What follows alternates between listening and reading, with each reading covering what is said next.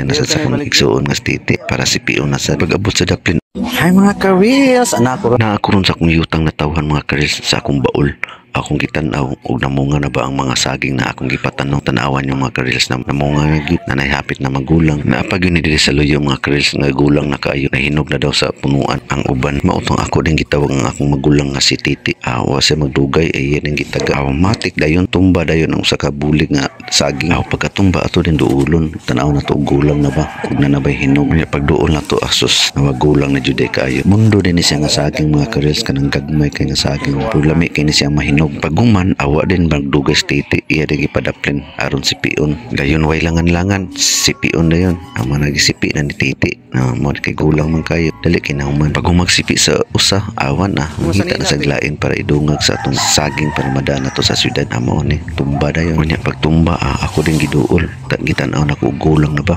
asus gulang naman sa day awa na gipadaplin na sa akong igsuon nga si Titi para si pion na sa pag-abot sa daplin agi pasandig dayon lakatan din siya nga saging mga ka-reels kanang lami kayo og mahinog nga pwede na to ibaligya sa merkado awa magdugay gisipi din ni Titi aron patuon ng mga tagok ba aron ni magtuo sa mga tagok ibutang ni sa sako para makarga din sa motor para iguli na to syudad ana atay madala ug maoran ni mga ka-reels salamat sa pagtan-aw kay gusto ko happy ka alright.